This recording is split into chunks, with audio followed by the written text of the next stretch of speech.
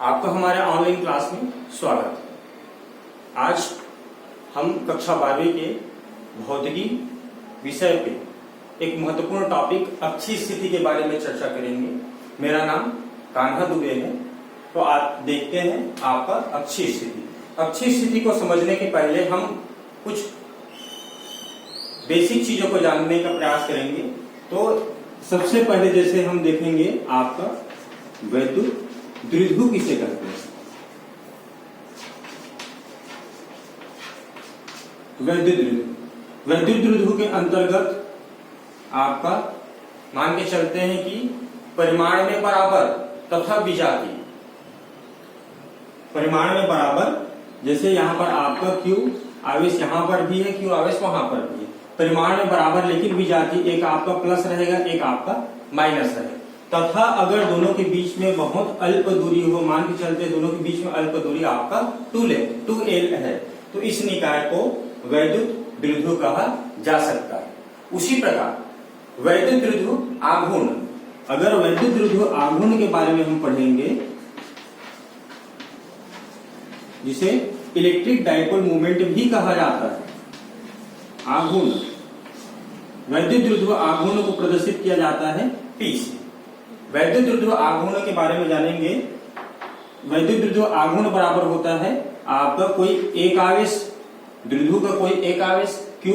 ध्यान रखेंगे यहाँ पर हम चार्ज प्लस माइनस को नहीं लिखेंगे, कोई एक आवेश Q तथा दोनों आवेशों के बीच की दूरी, ये आपको हो जाएगा Q इंटू 2L।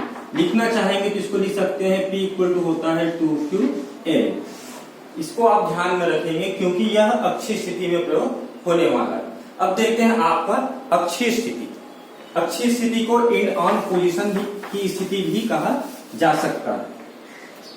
जिस बिंदु पर आपको विद्युत क्षेत्र की तीव्रता ज्ञात करनी है, अगर वह बढ़ाए गए द्विध्रुव के अक्ष पर उपस्थित होता है तो वह द्विध्रुव के सापेक्ष अक्षीय स्थिति में कहा जा सकते हैं। जैसे मान के चलते हैं आपका ये द्विध्रुव, आपका ये द्विध्रुव है, ये वाला जो बिंदु है इसको हम A मान के चलते हैं, ये वाला बिंदु है इसको हम B मान के चलते हैं। यहाँ पर जो आवेश की मात्रा है वह प्लस Q है और बिंदु B पर जो आवेश की मात्रा है वह है आपका माइनस Q। दोनों के बीच में हम मान के चलते हैं कि बहुत अल्प दूरी है, तो इसे 2L के द्वारा प्रदर्शित किया जा सकता है। दोनों द्विध्रुव के बीच में कोई एक सेंट्रल पॉइंट होगा, उसको O के द्वारा हम डिनोट कर देते हैं। सेंट्रल पॉइंट को O के द्वारा डिनोट कर दिए। अब क्या कहा गया है कि आपका एक वैद्युत द्विध्रुव और जिस बिंदु पर हमको विद्युत क्षेत्र की तीव्रता ज्ञात करनी, अगर वह बढ़ाया गया द्विध्रुव के अक्ष पर उपस्थित होता है, हम मान के चलते हैं कि यहां से आपका सेंट्रल पॉइंट से आपका R दूरी पर, अगर इस द्विध्रुव, ये आपका द्विध्रुव का अक्ष है, इस अक्ष को अगर हम आगे की ओर ले जाएं, द्विध्रुव के अक्ष को बढ़ा दें और मान के चलते हैं कि जिस बिंदु पर आपको विद्युत क्षेत्र की तीव्रता ज्ञात करनी है वह द्विध्रुव के अक्ष पर ही उपस्थित है। ठीक है, तब हम मान के चलते हैं कि आपका बिंदु P है, स्मॉल p मान के चलते हैं। वैद्युत द्विध्रुव आघूर्ण की जो है उसको कैपिटल P के द्वारा हम प्रदर्शित करेंगे। एक बिंदु P है जिस पर विद्युत क्षेत्र की तीव्रता ज्ञात करनी और वह बढ़ाया गया द्विध्रुव के अक्ष पर उपस्थित है। जैसे नाम से ही स्पष्ट है, अक्षीय स्थिति, अक्ष पर ही उपस्थित है। ठीक है, और ये ओरिजिन से आपका R दूरी पर, यहां से यहां तक की दूरी आपका R दूरी पर स्थित है और बिंदु P पर हमको क्या करना है, हमको विद्युत क्षेत्र की तीव्रता ज्ञात करनी है।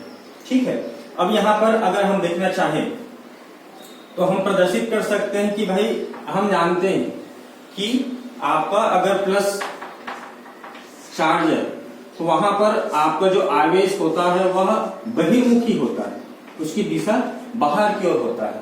लेकिन अगर यहाँ पर आपका माइनस चार्ज है तो उसकी जो दिशा होती है वह अंतर्मुखी होता है। उसका जो दिशा है देखेंगे, ये अंदर की ओर है, आप ऋणात्मक चिन्ह में, ये आपका धनात्मक चिन्ह में बाहर की ओर है। तो यहाँ पर बिंदु A पर प्लस Q आवेश के कारण हमारा विद्युत क्षेत्र की जो तीव्रता होगी वो होगी आपका E1, जिसकी दिशा बाहर की ओर होगी। जानते हैं यहाँ पर प्लस चार्ज है इसलिए यह बहिर्मुखी होगा, लेकिन यहाँ पर आपका ऋणात्मक चार्ज है इसलिए ऋणात्मक चार्ज के कारण दूसरा वाला आपका विद्युत क्षेत्र की जो तीव्रता होगा E2 वह अंदर की दिशा में कार्यरत होगा। आगे हम देखेंगे व्यंजक की उत्पत्ति करते हैं, यहाँ पर डिराइव करते हैं। तो देखेंगे यहाँ पर कि सबसे पहले देखेंगे यहां से यहां तक की जो बीच की दूरी है वो 2L, लेकिन अगर ये O उसको दो भागों में विभाजित कर देता है, दो भागों में बांट लेता है, तो उसको हम किस प्रकार से लिख सकते हैं। देखेंगे यहां से यहां तक की जो दूरी आपका A से B की दूरी, आपका A से B की जो दूरी है इक्वल, ये O उसको दो भागों में विभाजित करता है, तो यहां से यहां तक की दूरी आपका AB, तो B से O प्लस O से A, इसको इस प्रकार से लिख सकते हैं। चूंकि ये उसका सेंट्रल पॉइंट है तो दो समान भागों में विभक्त होगा, इसलिए लिख सकते हैं BO बराबर होगा आपका OA, और AB की जो बीच की दूरी है वो है आपका 2L। यहां से यहां तक की द्विध्रुव की जो बीच की दूरी है उसको 2L के द्वारा डिनोट कर दिए, और BO और OA की जगह में भी लिख सकते हैं आपका BO, क्योंकि बीच से दो भागों में समान रूप से विभक्त किया जा रहा है। ये आपका हो जाएगा 2L इक्वल टू ये BO ये आपका हो जाएगा 2BO। अगर BO का मान निकालना चाहें तो इसको हम पक्षांतर कर सकते हैं 2L अपान 2, ये दो आपका कट गया, बचा आपका BO का मान कितना निकल गया आपका L। तो यहाँ पर यहां से यहां तक का जो मान है वो L हो जाएगा, और अगर BO का मान L है तो OA का मान भी क्या हो जाएगा आपका L, ये हम ज्ञात कर सकते हैं। अब देखेंगे उत्पत्ति के लिए बिंदु A पर प्लस Q आवेश के कारण, A पर प्लस Q आवेश के कारण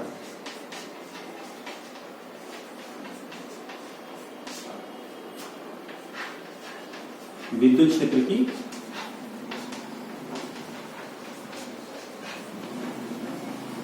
तीव्रता। तो यहां पर देखेंगे प्लस Q आवेश के कारण विद्युत क्षेत्र की तीव्रता क्या है आपका E1। तो ये आपका E1 इक्वल टू हम जानते हैं कूलाम के नियम से 1/4πε0 इंटू यहाँ पर आवेश कौन सा है प्लस Q आवेश चार्ज को नहीं लिखेंगे, और A से P की दूरी, बिंदु P पर विद्युत क्षेत्र की तीव्रता हम ज्ञात कर रहे हैं, इसलिए यहां से यहां तक की दूरी हमको नहीं पता, तो हम जानते हैं वह दूरी का वर्ग होता है। ठीक है, अगर AP का मान ज्ञात करना है, देखेंगे हमको O से P का मान पता है, OP का मान पता है, हमको O से A का मान पता है, लेकिन हमको यहाँ पर AP का मान पता नहीं। तो यहाँ से OP को भी, यहाँ से यहाँ तक की कुल दूरी क्या है आपका OP की दूरी है, तथा ये A उसको यहाँ से अगर OP को लिखना चाहे तो दो भाग में लिख सकते हैं, एक O से A प्लस A से P, ये आपका A से P। आपका OP की जो दूरी है उसको हम जानते हैं R, और O से A की दूरी आपका L इक्वल टू प्लस आपका AP। AP का मान हमको निकालना है, ज्ञात करना है, तो हम क्या करेंगे L को पक्षांतर कर देंगे, ये आपको हो जाएगा R, पक्षांतर होगा तो माइनस में इक्वल टू आपका हो जाएगा AP का मान निकल के आ गया आपका R माइनस L। लिख सकते हैं, यहाँ पर पुट कर सकते हैं E1 इक्वल टू हो जाएगा 1/4πε0 इंटू Q, और ये आपका हो जाएगा R माइनस L पूरे का वर्ग। इसको मिटा लेते हैं और लिखेंगे समीकरण 1। इसी प्रकार जैसे हम एक बिंदु के लिए ज्ञात किया प्लस Q आवेशों के कारण, उसी प्रकार B बिंदु पर, बिंदु B पर माइनस Q आवेश के कारण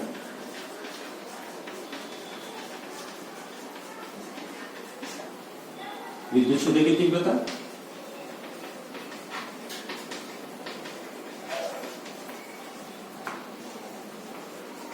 तब देखेंगे माइनस Q आवेश के कारण विद्युत क्षेत्र की तीव्रता आपका E2 है, ये आपको हो जाएगा E2 इक्वल टू आपका देखेंगे लिख सकते हैं इसको 1/4πε0 इंटू आवेश Q, चिन्ह को नहीं लिखेंगे, और B से P पर विद्युत क्षेत्र की तीव्रता ज्ञात कर रहे हैं, इसलिए हो जाएगा ये BP का वर्ग। ठीक है, BP का भी मान ज्ञात करना चाहेंगे तो देखेंगे यहां से यहां तक की दूरी हमको पता है, लेकिन B से P की दूरी हमको पता नहीं। एक्स्ट्रा क्या है आपका यहां से यहां तक की दूरी, तो R में क्या करेंगे L को जोड़ देंगे, ठीक जैसे AP का मान ज्ञात किए हैं।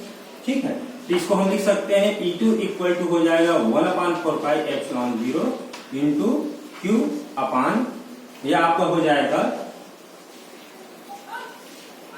r प्लस l पूरे का वर्ग।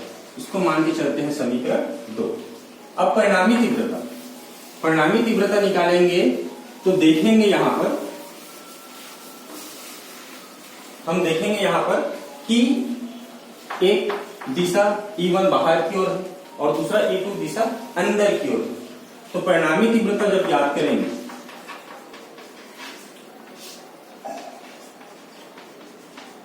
परिणामी तीव्रता E याद करेंगे तो एक दिशा बाहर की ओर है, एक दिशा अंदर की ओर है, तो विपरीत दिशा होने के कारण यहां पर आपका चिन्ह आ जाएगा E1 माइनस E2। समीकरण 1 और समीकरण 2 से मान को रख देंगे, तब आपको हो जाएगा इक्वल टू E1 बराबर हो जाएगा आपका, निकाल चुके हैं मान 1/4 पाई एप्सिलॉन 0 इनटू ये आपका हो जाएगा Q R माइनस L पूरे का वर्ग, माइनस चिन्ह है तो माइनस, E2 का मान रखेंगे 1/4 pi epsilon 0 into Q R plus L पूरे का वर्ग। दोनों में जो कॉमन है उस कॉमन को हम क्या कर सकते हैं, बाहर निकाल सकते हैं। इक्वल टू हो जाएगा, देखेंगे दोनों में Q है और 4 पाई एप्सिलॉन 0, ये आपका बाहर निकल जाएगा। बचेगा क्या, ऊपर में बच गया आपका एक R माइनस L पूरे का वर्ग, माइनस यहां पर आपका बच गया ऊपर में एक, और ये आपको बच गया R प्लस L पूरे का वर्ग। इसको और सरलता रूप में लिखना चाहें तो यहां पर हम क्या कर सकते हैं, लसवा ले सकते हैं। लसवा आ जाएगा आपका R माइनस L पूरे का वर्ग और आपका R प्लस L पूरे का वर्ग। यहां देखेंगे आपका माइनस माइनस वाला कट जाएगा, बचेगा आपका प्लस वाला। यहां पर लिख सकते हैं R प्लस L पूरे का वर्ग, माइनस चिन्ह आपका R माइनस L पूरे का वर्ग। अब क्या करेंगे, ये बचा आपका 1/4 पाई एप्सिलॉन 0। देखेंगे इसको और सरलतम रूप में अगर हम देखना चाहें, छोटा करना चाहें, तो यहां पर क्या कर सकते हैं, बीजी व्यंजक का आपका सूत्र होता है एक a प्लस बी पूरे का वर्ग और वो माइनस वाला है, उसी में विस्तार करेंगे। ये आपका हो जाएगा Q/4 पाई एप्सिलॉन 0 इंटू आपका R का वर्ग प्लस L का वर्ग प्लस 2RL। ये आपको कोष्टक में है, कोष्टक में ऋणात्मक चिन्ह कोष्टक में लिखना पड़ेगा। लिख सकते हैं आपका R का वर्ग प्लस L का वर्ग माइनस आपका 2RL बटे, इसको भी आप सूत्र रूप में देखना चाहें तो लिख सकते हैं a का वर्ग माइनस b का वर्ग बराबर a प्लस बी और a माइनस b। उसी सूत्र में इसको लिख सकते हैं तो लिख सकते हैं R का वर्ग माइनस L का वर्ग और आपका पूरे का वर्ग। यहां पर चिन्ह को अंदर प्रवेश कराएंगे तो ये धनात्मक वाला हो जाएगा ऋणात्मक, धनात्मक वाला हो जाएगा ऋणात्मक, और ये ऋणात्मक वाला हो जाएगा आपका धनात्मक। R का वर्ग कट जाएगा, L का वर्ग एक धनात्मक एक ऋणात्मक कट जाएगा। बचेगा क्या, बचेगा आपका Q/4 पाई एप्सिलॉन 0 2RL और 2RL आपका जुड़कर हो जाएगा आपका 4RL। ये आपका हो जाएगा R का वर्ग माइनस L का वर्ग और पूरे का वर्ग। आगे देखेंगे, हम जानते हैं आपका वैद्युत द्विध्रुव आघूर्ण, वैद्युत द्विध्रुव आघूर्ण P बराबर क्या होता है, 2QL होता है, 2QL। अगर इसको दो को, ये 4 है, इसको मैं लिखना चाहता हूं तो लिख सकता हूं 2 इंटू 2। तो क्या कर सकते हैं, यहां से आपका ये 2 और आपका चाहिए हमको Q और चाहिए आपका L, इन तीनों के जगह में लिख सकते हैं आपका P। यह आपका हो जाएगा E बराबर आपका 1/4 पाई एप्सिलॉन 0 इंटू ये हो जाएगा 2P और R। इसको भी अगर हम मान के चले कि R बहुत ही बड़ा है किससे, L, तब L का मान क्या हो जाना चाहिए, 0, क्योंकि वह अत्यंत छोटा है। तो यहां पर लिख सकते हैं आपका R का वर्ग माइनस 0 का वर्ग पूरे का वर्ग, यह आपका हो जाएगा 1/4 पाई एप्सिलॉन 0 2P R बटे 0 खत्म हो जाएगा और बचेगा R वर्ग, उसका वर्ग तो ये 2 का जो घात है वो हो जाएगा r का घात 4। तो यहां से आपका 1r और यहां से 1r कट गया तो बच गया 3r। लिख सकते हैं E बराबर 1/4 पाई एप्सिलॉन 0 इंटू 2p बटे r की घात 3। यही क्या है, यही आपका अक्षीय स्थिति के लिए व्यंजक। धन्यवाद।